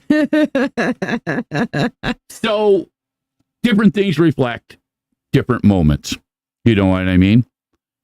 I wouldn't, and again, just as a pure courtesy, unless the person, aka in a funeral situation, you know what I mean? I wouldn't play something like Pharrell Williams' Happy. You know what I mean? Please do that at mine. I mean, there's a case to be made. I'm so happy. But yes. There are moments that can be taken out of context, and people will be like, what the fuck? You know, I like the comedian. I'll go the dark humor. Again, I will channel George Carlin every time of the day and be like, fuck it. You know what I mean? Fuck. I would rather people laugh than cry. Yeah. You know what I mean? but sometimes certain situations call for certain dynamics and elements of things. So people will adjust. They'll listen to different things depending upon their mood, and there's nothing wrong with it. I was talking with my buddy Mark Tulin, who's been the drummer now in my new kind of dancing into some more collaborative music. And we were talking, about the scene. He and I have both been on the West Coast. We've been over here. We've been there. And there are certain times, you know what I mean? Again, that certain types of music, will be correct. And we were talking about old like NWA and Body Count and some of that really deep, just, fuck it, when it really wasn't, when it was fresh, nobody had ever heard that type of stuff. Nobody had heard Public Enemy. Nobody had heard anybody go out there and just basically just rip the fucking Band-Aid off. And then you had other bands, you had like the Misfits and you had Suicidal Tendencies. And then, you had some deeper frameworks within the punk scene that translated into metal. And then you had like the deep, dark, metal. And then, you had bands like Merciful Fate, King Diamond going out there and, you know what I mean? And just such a spectrum that happened from the late 70s, continuing now with, a lot of the new bands like Brick by Brick and Annika and others, that those earlier elements now, hysterically, if you listen to most, radio personalities, they call it classic rock now. Yeah, they do. I mean? And I remember it's scary, the things that they're calling classic now. And it's like, man, I remember when this first came out. Why is it classic? It's not even that. I mean, I think especially within the framework of metal needs to at least have its own, little bit of separation. You know what I mean? Because it kind of isn't fair to put certain things, I think, into the same box. It's not that it isn't rock, but classic rock references a dynamic of a particular aspect, genre, time period. You know what I mean? And that's what it was. Now, granted, obviously time will pass and, one day there'll be oldies, I guess. You know what's really scary is when you're like in the grocery store and they're doing that Muzak thing, and then they've got like a Muzak version of some of those harder, edgier tunes, and you're just like face palming yourself, like, really? Well, this got turned into Muzak. Side to it. Some of the original metal guys, and again, I grew up in Central Jersey, wrapped into, the old original, Metal Militia stuff and, some of the elements that was born out of that. But we're becoming the elders of the fucking tribe. Yeah. And, I'm still younger than fucking Keith Richards. Hell, I'm younger than fucking Hetfield. You know what I mean? But old enough to realize, you know what I mean, that these dynamics, they come in fucking cycles. They do. So you go to a city like New Orleans, or you go to Brooklyn, or you go to Rochester, New York, or you go to Saratoga Springs, the scenes will reflect different little elements of things. So, but the scene is still the scene. Local bands, it doesn't matter, again, where you're at, still go through the same fucking struggles. They deal with the same shitty promoters and the pay-to-play crap and everything else that goes along with it. And then here you got social media and you got the whole internet thing, where Spotify will pay you 3 cents for your soul, basically. And it's like, really? No musician makes money on Spotify. I don't care how big they are. They just don't. No musician is able to make money on that. It's insanity. Tony Gerald, if I'm pronouncing it correctly, says, kind of like when I tell people I'm hardcore and they say, oh yeah, I love Five Finger Death Punch. Nope, we are not the same. Fucking no, we are not the same. But listen, here's the crazy thing. There is commonality, and I've told this story a couple of times now, but again, I think it's worth repeating.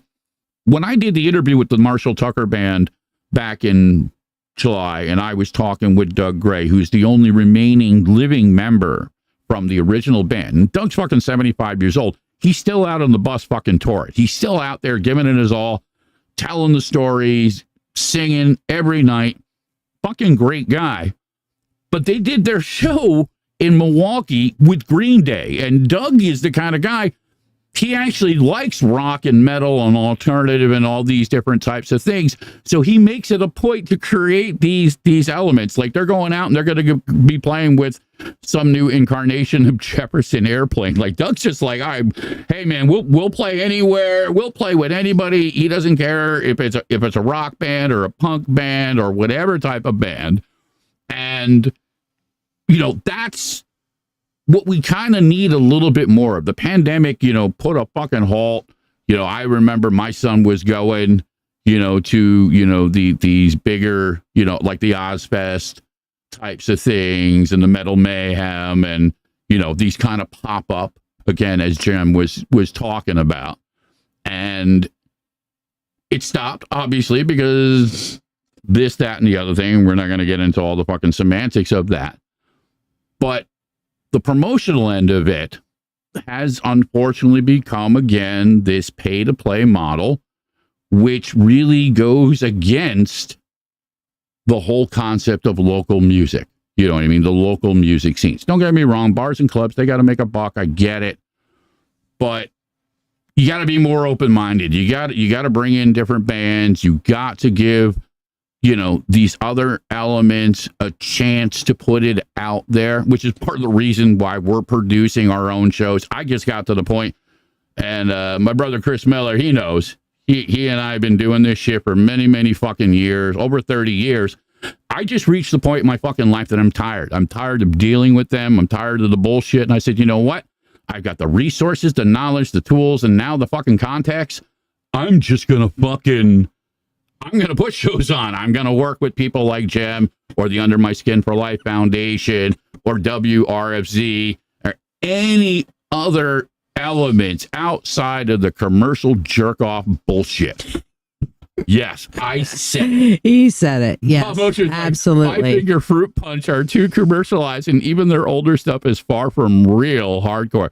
Yeah, no, listen, you're not wrong, man. But they did forge some pathways open for some of the harder stuff. No offense. I will absolutely have to fucking disagree. Okay. I think, you know, you want to give testament. Like, I would rather, again, you know, you look at the Dead Kennedys, you look at the Butthole Surfers, you know what I mean? You look at other bands that have set the tempo either within punk or some of what would be referred to as extreme.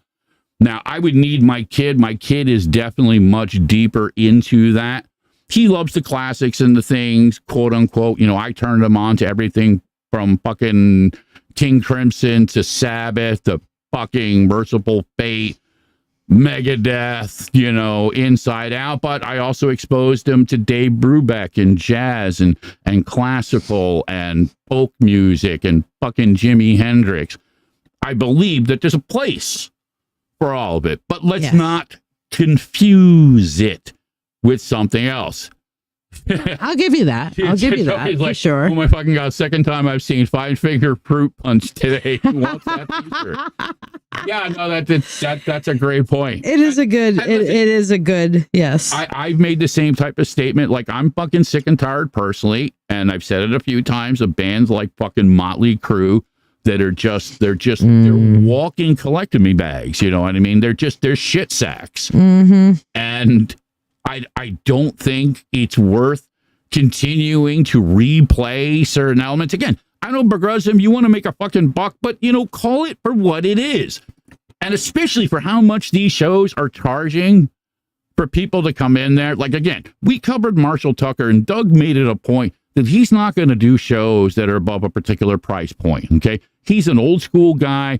He was playing in fucking shitty fucking, you know, bar clubs down in South Carolina before any of this fucking really was happening, before Woodstock, before all of it. So he knows, he understands the dynamic that nobody should have to pay fucking ridiculous money to be able to enjoy a show. People need to make money, but also in the same framework, if you're going to pay $400, $500 for a fucking ticket to watch somebody basically do a Milli Vanilli on you, it's just like, fuck you. You know what I mean? It's just like, no.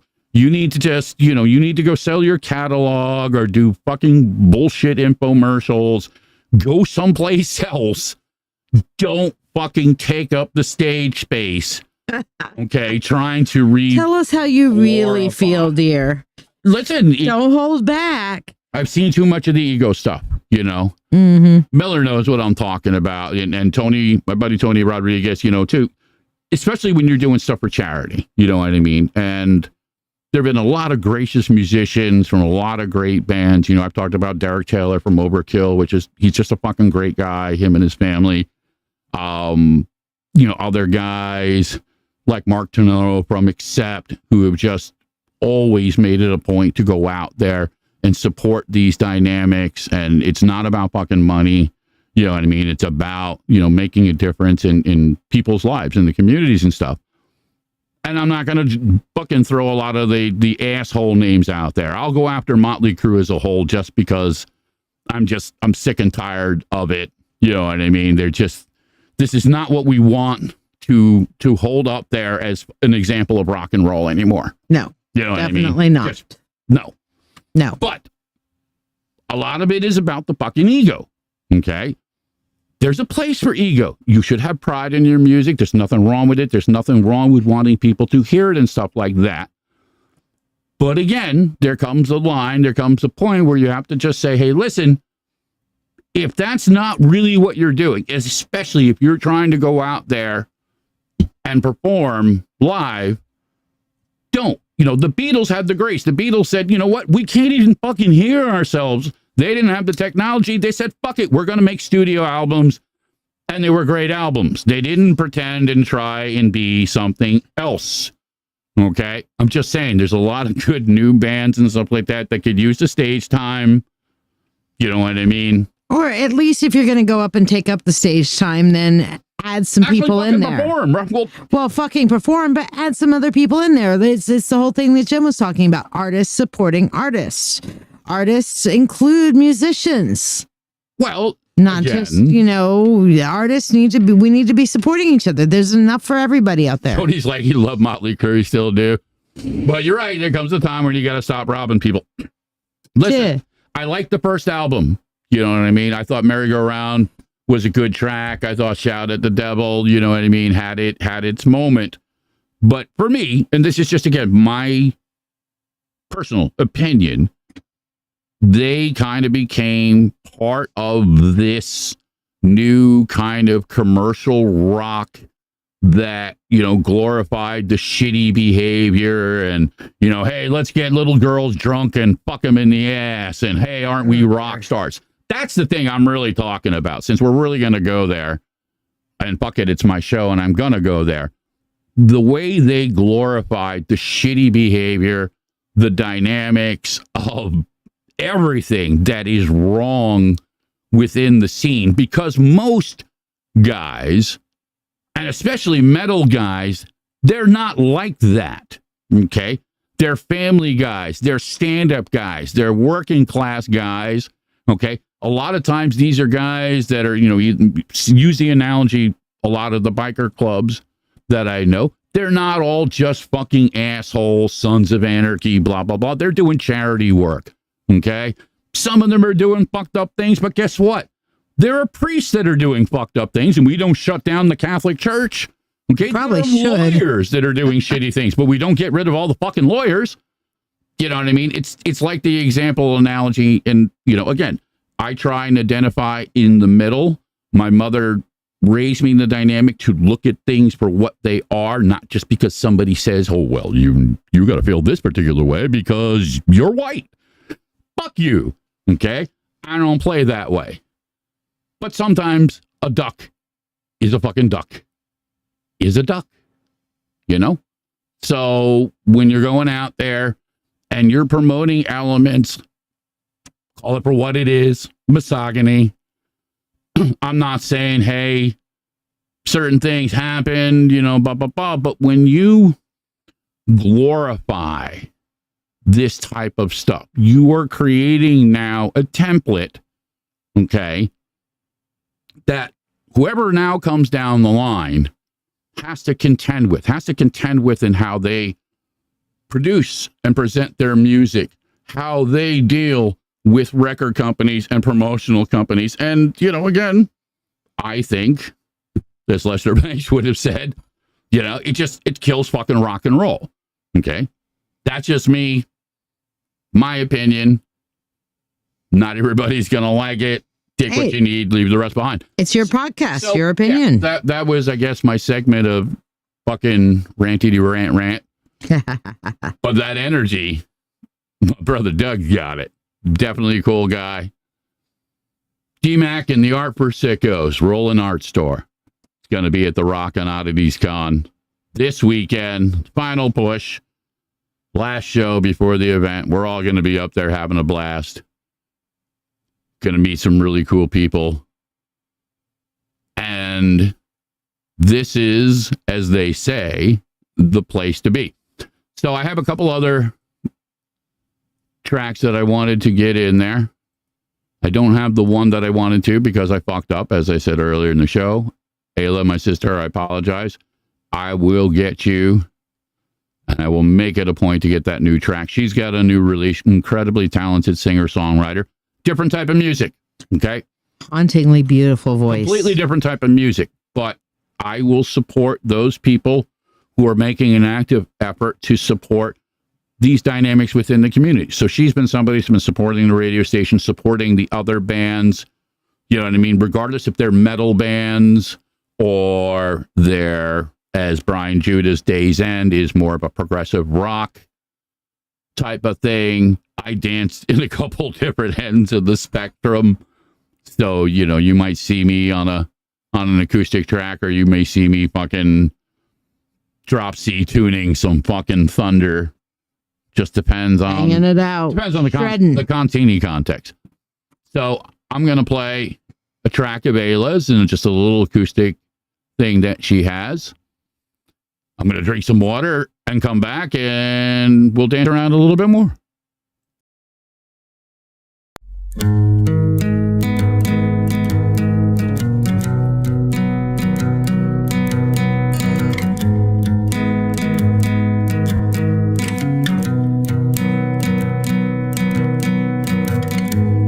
Everything I thought I had was just 15 miles from where I'd been.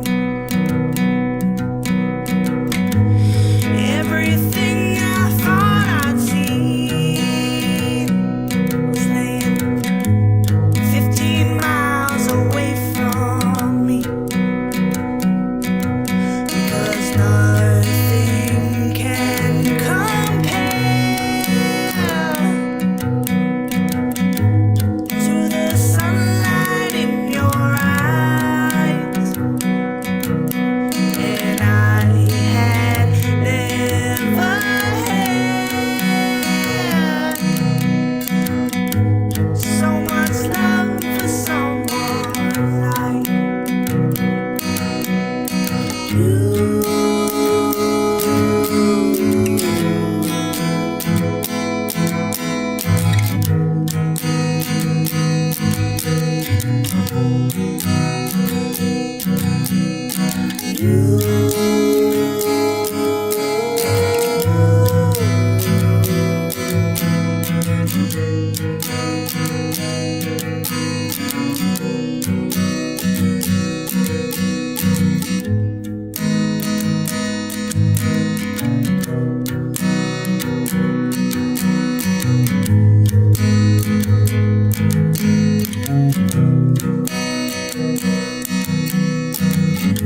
Started settling for less. As my heart grew, you never left.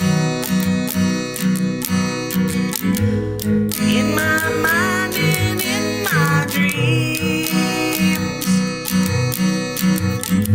with no regret, just doesn't mean. Cause every breath I took missed your air in every way. And every smile I push missed a natural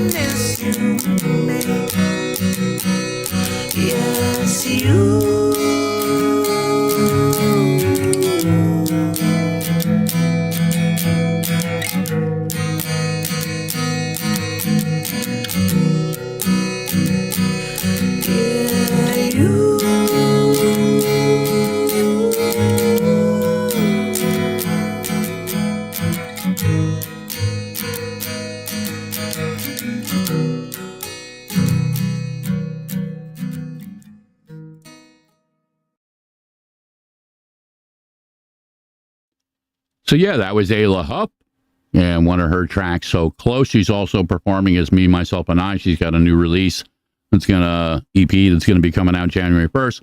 Yeah, she's really, really a beautiful, beautiful singer, really, really cool person.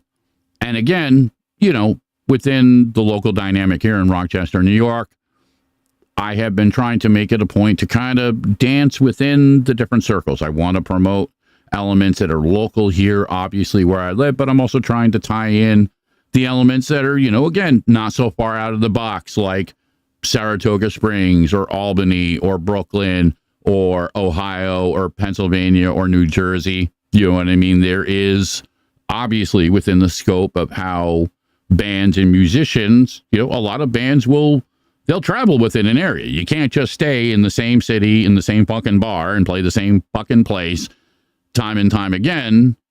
I mean, yeah, if you just want to be a bar band like that, but I think a lot of us, you know, humbly, we want other people to hear our music. We want to go other places. We want to try different clubs. You know, I was blessed to be able to play the fucking Stone Pony, and it was a great place to fucking play. I've played at Dingbats. I've played at the Headliner. I played a whole bunch of places over the years. Some places better than others. You know what I mean? But I enjoyed every one of those experiences, and I'm looking forward to doing more. So I try and use that perspective in producing shows. I try and bring local dynamics and then some of the dynamics that are outside the box. Now, I know you wanted to, and let me get down here. And it's going to be one of these two. So I'm going to go, I like this one. Yes. Experience the Magic with Lady Shia, the Witch Coach. And I'm going to let her explain exactly what you're going to be doing. This is how we're going to close out, okay, the Rockin' Oddities Con 2023. This is the last promo, basically. So take it away, Witch Coach. Saving the best for last? Yeah, well, I didn't want to butter your ass that way. Oh, you are more than welcome to butter my ass that way. We'll butter it. Okay, butter my biscuit. There you go. But no, I will be setting up in the Witch's Den alongside of my besties, Lily and Nona's Emporium. I will be providing readings, both tarot and oracle readings, as well as mediumship readings, which basically we will talk to your dearly departed loved ones. The veil is thin right now. I will also be doing Reiki. And then on Sunday, there's going to be an amazing event where we're going to have a big gallery reading, and the gods only know what's going to happen there. There's going to be a little bit of everything going on. And we'll see who gets what messages from where, but we're just going to go with whatever spirit dictates to us. So it's going to be a little bit of witchy and a little bit of magic and a little bit of fun and all sorts of crazy cool stuff. And I'm also going to be selling some spell bottles and spell kits and things of that nature as well. Cool. So a lot of the witchy stuff that surrounds me in my everyday life is going to get dragged out to Saratoga Springs and put on display. People will take it the fuck home with them, so it doesn't have to come back and live with me. I'm just saying, if you want to do a wolf a favor, please just buy it all. Make my life a little bit easier. You don't understand. I have fucking voodoo dolls that literally glare at me every time I want to fucking come in here and use the computer. I trip over fucking cats. I have fucking crystals. Literally, I wake up in the night and there's like, oh, there's a fucking crystal in my ass again. What the fuck? You like it. Don't lie. I don't. I do not. I'm going. There's no such thing as too many crystals. Nope. There's no such but I thing. don't like them in my ass. Okay. So okay. That's the difference. But you don't mind the ball of shit. That's your ball of shit. And that's a mahogany obsidian. That's a whole nother. Yeah. Yes. Well, that's your technical name for it. Yes. It's just still a ball of shit. But listen, in all seriousness, it's going to be a lot of really cool stuff. A lot of really great people. I can't say enough about it. It's going to be a great weekend. Hope everybody, who can, come on out, hang out. We got our sister Jessica coming in from Wisconsin. Her and her daughter are going to come and hang. We got Doug. We got Heather. We got David Childers. We got Dave Spinks. We got so many people I can't even list. Tony's going to be there. And Tony, I apologize. I didn't make the connection with who you are. So the Facebook thing, I saw your name now, made the correlation. So yes, thank you for your friendship. It is graciously accepted. All joking aside, very cool to meet you. Looking forward. And we'll be hanging out. Good night, Brother Miller. Nice. Yeah, no, listen, I believe in the dynamics of energy. You know, I joke around about these things because I believe one of the best tools that we have besides music is humor. You can take a shitty context, you can take a shitty situation, you can take anything and frame it through the lens of comedy. Okay. And that comedy, again, depending upon a person's perspective, maybe doesn't translate, but it's better than doing fucking nothing. That's my take on it. Better to fucking, even to some degrees, be stupid in a scenario than to just sit by and watch the shit proverbially hit the fan. It's the best defense sometimes that we have. Music obviously transcends elements of communication because you can listen to a song, you don't have to understand the words, and you can get the fucking groove, you can get the energy, you can get the beat, you can pick up on that energy, especially in a live environment. You know, anybody who's performed on stage or been to a live show knows this feeling, the energy of the crowd, the music, the people. You know what I mean? It's beautiful. It's powerful. And these are things, real things, that we can do, that we can support, that we can engage and participate in. It isn't that fucking hokey dokey, sparkly bullshit, Harry Potter, you know, magic. It's real magic. Just as a fresh pot of homemade beef stew on a chilly Sunday afternoon is fucking magic. Magic. Okay? That's real magic. A kind word. The subtlety of helping somebody in a moment. You know what I mean?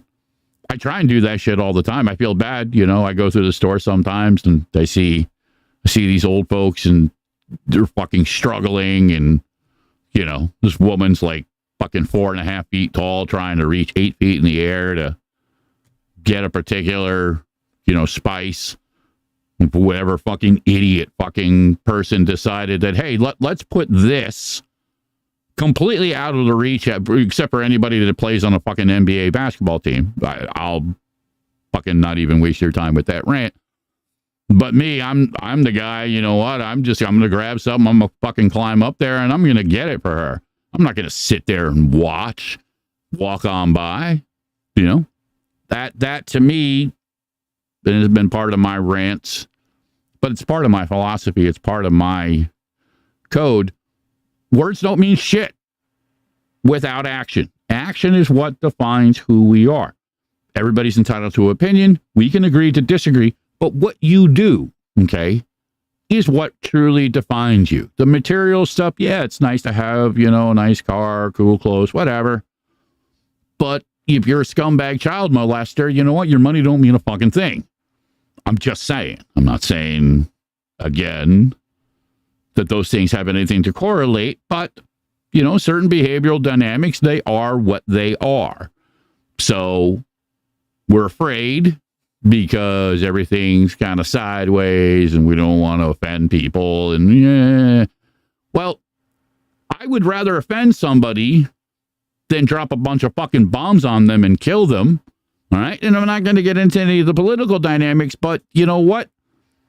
This shit that's going on is absolutely fucked up. So you have to find some other way to cut through it, because surely having any type of rational dialogue hasn't fucking worked.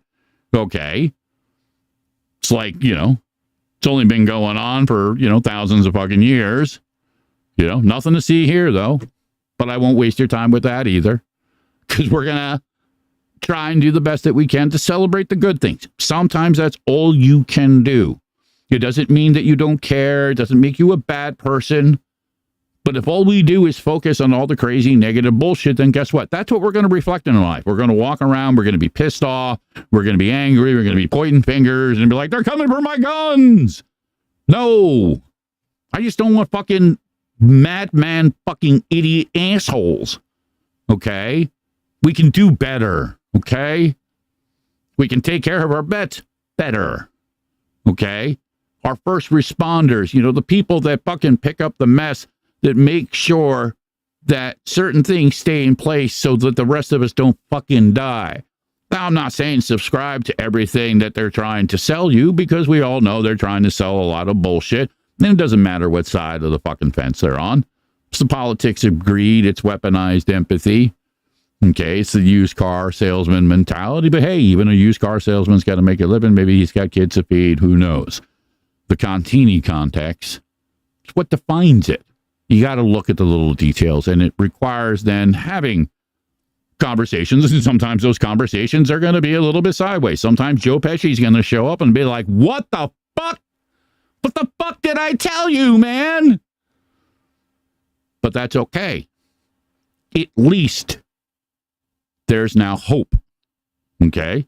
It gives us a chance, maybe, to not only understand something better, say, I never quite thought about it that way. But maybe we can find a little bit more of that common ground and celebrate the things that are good and try and create a narrative that says, you know what? It doesn't have to be all bullshit. It doesn't, okay? We can create music. We can create art. We can create magic, okay? The underlying element, and one of the things Shem talked about, and it's really, I think, how I'm going to close this out, hashtag artist supporting artist. An artist has many layers. A mom and pop hardware store, in their own way, they're an artist. They are an entrepreneur. They're providing the tools for other creators, okay? Every small business dynamic, okay, especially in this day and age, is a blessing. It's things that we need to preserve. So it doesn't matter if it's a band. It doesn't matter it's the fucking jerky sales guy or the coffee chick or the vampire chick or Lady Shia and the fucking crystals or Lily and Nona or the snake massage lady. You know what? These are all people that are working their own dynamics to live their lives versus being shoved into Pink Floyd's fucking meat grinder machine, wasting their lives away for fucking corporate insanity. We need to preserve these dynamics, and the only way we can do it is together, strength in numbers, so we create it. Okay? That's what we do. That's what we've done throughout existence. We create, we set the stage, we build, we learn, we grow. And that, my brothers and sisters, is the place to be. So I'm going to close it out tonight with the new track that I finally finished up. Chaya graciously did the video for it. And I promised the guys that, yes, I would throw it in there. So this is me throwing it in there. You know, again, I play my music in here because it's kind of like, okay, this is one of the few places I know I can get my shit. So I sympathize, you know, with everybody out there trying to get their music out there. It's not easy. I have refused to compromise. I will not do the pay service things. I will not do Spotify. I won't do Apple Music. I'm not fucking doing anything that forces somebody to have to pay $1 or whatever the fuck it is. I don't begrudge anybody else doing it. I get it. People got to survive. They got to make a living, and I don't blame them. But these corporate models, they're bullshit, okay? Fucking ripping off every creator, every fucking musician, every singer, songwriter, every fucking artist out there, okay? And it's just another shell game. They don't fucking produce anything. They're running technology that's pretty much fucking open source, okay, that an 8-year-old kid could fucking reverse engineer, and somehow that's worth 99.99% of the pie. You want to talk about some greedy motherfuckers? Yeah, greedy motherfuckers. That's why I fucking That's why I dance over at a nonprofit radio station. Sometimes the only thing we can do is make a difference just by speaking, just by putting it out there. And again, the actions to try and support and do things. So I'm going to keep trying to do it. I'm not perfect. I don't try to be. I try and find that middle ground. I appreciate the virtual high five, Tony. Really looking forward to hanging with you this weekend too. But, again, some of why I do this, again, as a father, I want a testament for my son and, for whatever else comes down the line. I produce my own music. Shy, again, did the video. We've done everything fucking in-house. My sister Oracle's dancing back around. Love you, sister. Hope everything is groovy over there. Purple, baby. Purple for the win. But yes, as usual, Oracles comes in and distracts me with that ass. She's good at that.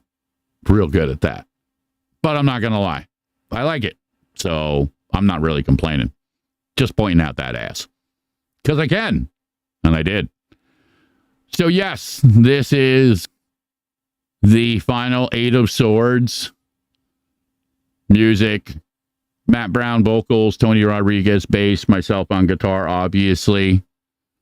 It was written for a dear friend out in Lithuania, Arena, who may or may not be out there listening, but as always. And it reflects from the Tower of the 8 of Swords how we tend to carry the traumas, the betrayals, the loss along the path in life, and many times it prevents us from being able to live. So as I do with a lot of my music reflects the people and the experiences that I have, and I try and translate them in ways to share their stories, because ultimately the people and the places may be different, but the emotions, the feelings, they're the same. We all experience love. We all experience pain, fear, loneliness, anger. These are all common elements. It's just those little fine point details, and that's really what the Contini context is. So, again, closing it out, 8 of Swords, pocket full of wolves. We're going to be having a blast this weekend, Saratoga Springs. You can, again, if you want to find out more, rockodditiescon.com.